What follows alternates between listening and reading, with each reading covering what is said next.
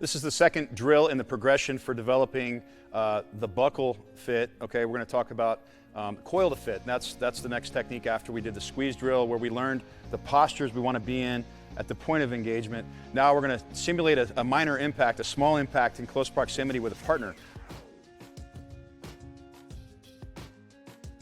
Okay, setting up this drill, we need two partners. Both guys have shoulder pads on. We're going to start from the 2-point coil position. Okay, so Mike and John are both even.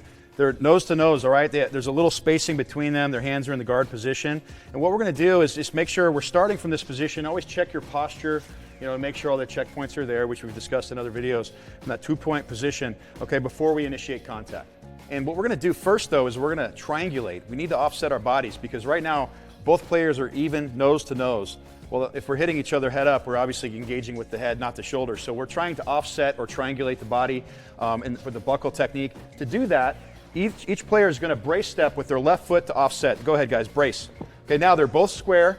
They're in position. They're still in the 2-point coil position.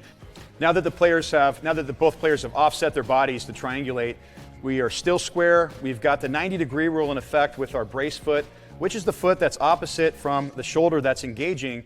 And we want to check that. That's really important before we go ahead and initiate contact. Once our feet are grounded in that brace position, we're square, our head and eyes are up. It's time to then teeter, uncoil, and fit with the shoulders, okay? So as we go forward, we want to check the same coaching points we talk about with the bridge and pillar, which are our knees are going to go down and out, okay, when we teeter. We're going to get that posterior pelvic tilt to come forward to drive contact. And as we fit, we're going to make sure that our shoulder that's engaging is pointed down and forward. That's going to provide a strong surface area and a ridge. Another key coaching point that I seldom hear about, and you talk about players that hit hard, you know, there's guys, oh, he's a real physical player. One thing that's really not taught a lot, but it's something that's inherent to all physical players, is the ability to engage the core at the point of impact. So something we can do as coaches is go around.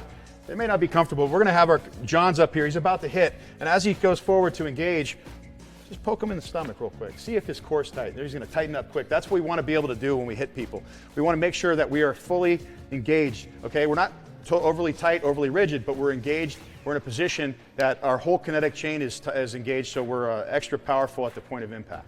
So after contact, now what are we going to do? Just like we did in the squeeze drill, we're going to squeeze into the man. We're going to squeeze kind of back into the man at about a 45-degree angle by staying square. We're not going to take too long of a step with that front foot. We're going to maintain square base, and then once movement occurs, just like in all other contact videos, we're going to make sure we take tight steps as we close distance to cover the ground we gain. We're not getting greedy with our steps either when it comes to buckle technique. In practice, here's how the drill might look. I got both players. I got Mike and John. They're in the 2-point coil position. I'm going to say ready, brace, go. Now they teeter, foot fire, they close distance. Now, once they get better at this, again, you can make this a polished drill. Why not? It's a leverage drill.